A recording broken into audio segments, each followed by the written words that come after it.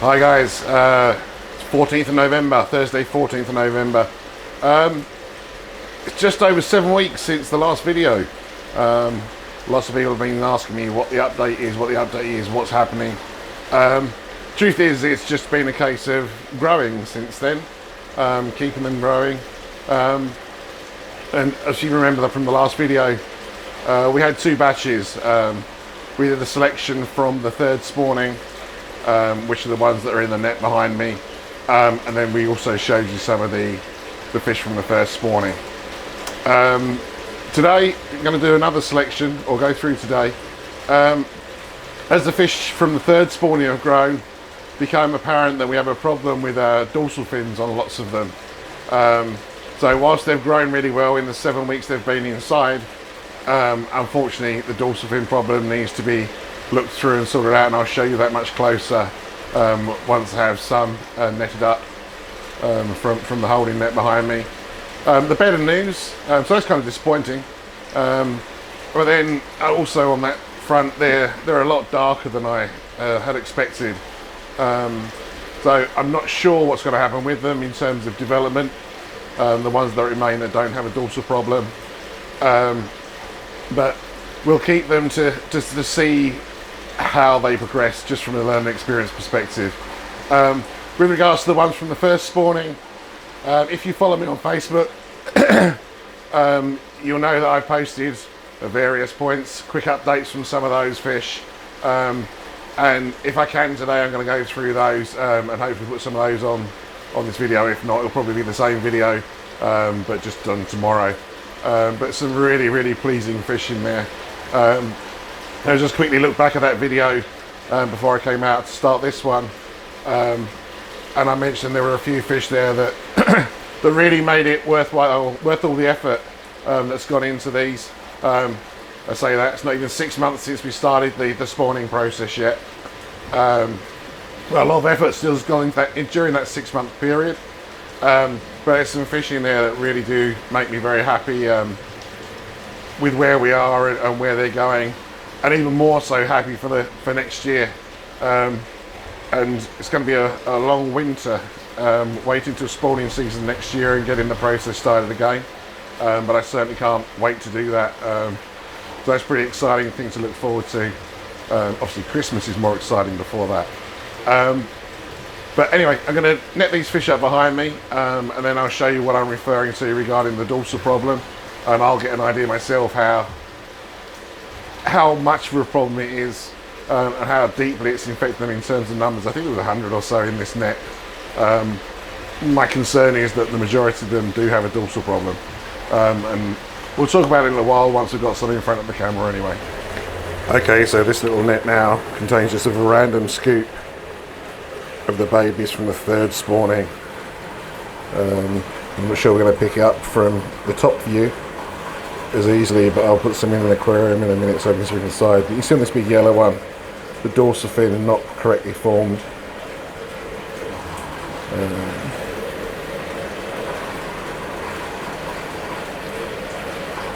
This black and yellow one here has largely black one. You see there's no rear dorsal fin to it, which is the problem we have basically throughout the spawning. So I'm going to go through the whole selection we have, put them in an aquarium. I'll show you that side view in a second, and that will enable me to see clearly which ones may or may not be being kept because their fins are okay, and then I'll make a judgment on what their overall quality is like. I'm not particularly excited. As I say, they're incredibly dark at the moment, actually, apart from the light yellow and white ones, orange and white ones, but generally it's a very dark bunch of fish.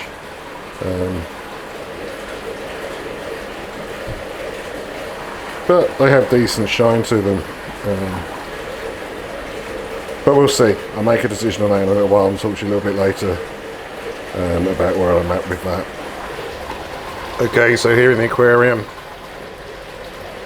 we have the fry in question, and as you can see on many of them, the dorsal fins are not correctly formed, like all kinds of different fish apart from carp. This large one in front, for example, not correctly formed dorsal fin. There are some, but unfortunately I don't think very many which have full dorsal fins. There's one in front with a black and yellow one in the middle of the shot there at the back. So a proper full dorsal fin. But sadly, disappointingly for too many, or disappointingly too many of them, don't have a full dorsal fin, and will never get a full dorsal fin. So we'll go through, say, sort through them, see what we're left with, and have a little look at those in more close detail. So it's certainly not as exciting as the fish from the first spawning. Whether this deformity is something that's come just as a growth problem, they had sort of stop-start growth, being outside, slightly inconsistent temperatures, or it may be a genetic problem. Mother and father, both from Marasaka Koi Farm, I kind of felt that they'd be okay in terms of that not causing the deformity, because I didn't expect them to too close genetically. Despite being from the same farm, Marasaka got plenty of different parent lines for his Kiko Kuryu, any Kiko Kuryu, so this male may not be something to do with that, and it may just be a problem with the female. Who knows? Whether we'll get to find that out in the future by using her again, I'm not sure. At the current moment in time, she's not really high in my breeding plans for 2020, because the Harawaki used in the first spawning is much more at the forefront of those plans for next year, along with doing some Goshiki as well. But we'll talk about that obviously a lot nearer to 2020. Anyway, you're going to start going through these and selecting out the ones that I'll be keeping. Okay, the sum total of keepers from the third spawning now stands at a whopping 22. And I use the term keepers very loosely because I'm not sure that some of these would be remotely kept if there were more numbers, but I'll keep them for now, just to see how they develop as a learning experience. You know, these dark ones in front of me, I don't really expect them to do anything but go really black, but we shall see. There's a couple of reasonable looking ones. This one here in the centre now, small one, nice shine, got a nice little pattern on it, light coloured. Things like this. I got some of these from the first spawn. There's not many single colour fish from the first spawning. I like to refer to this as the Gardener Botan. If you've seen Dainichi Botan, you'll know what I mean.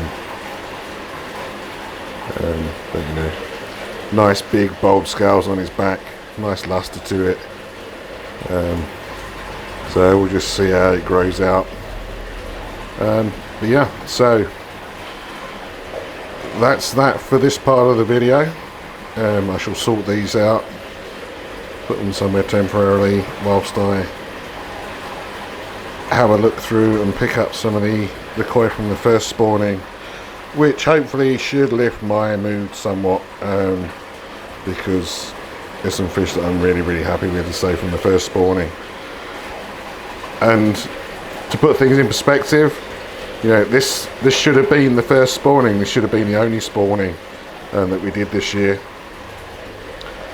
And I said way back in the summer, if I had 50 fish to look after over the winter, then I would be satisfied with that.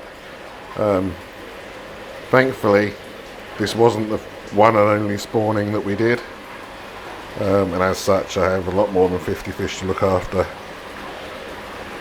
over the course of the winter. And there's more than 50 fish plus these little 22 which will just be released with the fish from the first spawning to see how they grow so over the coming months. Okay, I've just netted up a whole bunch of the fish from the first spawning, and I'm going to go through them in several different groups with you. Single coloured fish were obviously never the target from this spawning, although through the selection process of various stages I have kept some. Basically always needed to have a couple of things, and one of those was really nice scalation, really good luster, and these are a few of those that are left from that. You see a whole wide range of colours.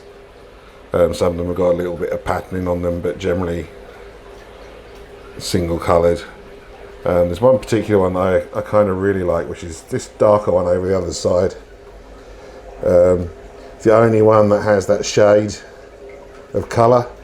Has great shine, and just got this dark ridge coming on the back in front of the dorsal fin, so interested to see how that turns out. And lots of these are the largest amongst the group. You know, pale yellow one, only one of that shade here. That will hopefully grow these out and see what comes from these.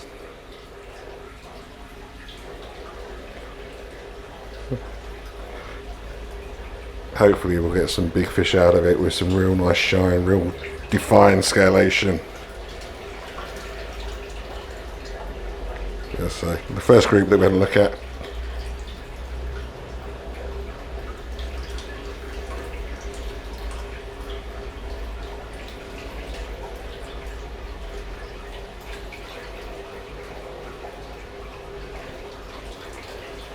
To be fair, most of these were probably kept under duress by me. Pressure to keep single coloured fish when I really wouldn't have done, but Mummy insisted. Oh, they're lovely. So this is the Linda Gardner collection, I guess. We'll pop these back into the pond or into the tank and have a look at some of the patterned examples that we still have. Some which really very much excite me. Okay, on previous videos I've separated them out into darker ones and lighter ones, and here a bowl of the darker ones, and I've got to say I'm very, very, very satisfied with what's in this bowl. I've always kind of thought that the light ones were perhaps the best of the bunch. But now looking how some of these darker ones are developing, I'm incredibly satisfied, I have to say. Some of these are featured in previous videos, others maybe not so, but as a group I'm very, very pleased. If that running water in the background is making you feel you need to go to the toilet, trust me, it's having exactly the same effect. I'm stood in the water at the moment in waders, and the sound of trickling water in the cold, while stood in the cold water, really is having that effect. But yeah, so incredibly satisfied and hopeful of how maybe one or two of these are going to develop into something really, really nice over the course of the winter. And obviously, it just makes them a year old. We need them to be beautiful at 2, 3, 4, 5 year old as well. But incredibly satisfied to have this number from such a small spawning, which in reality is what it was. This one here in the centre here, I think was one that I picked out. It was a bit of a rogue one that was in the selection on the last video. But I've got to say, it's right up there. The only thing, one of the things that bugs me is the scalation, and this doesn't have quite perfect scales, but the pattern on it is quite incredible, and the shine also quite incredible as well.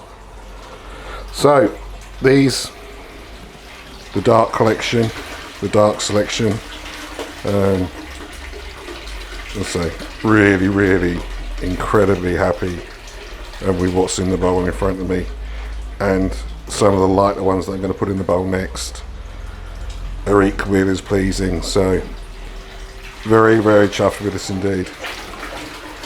Right, now in the bowl, the ones which I've always referred to as the lighter coloured ones in previous videos and previous selections, and I absolutely adore some of these koi in here. I'm so hopeful for their progression and development in the future.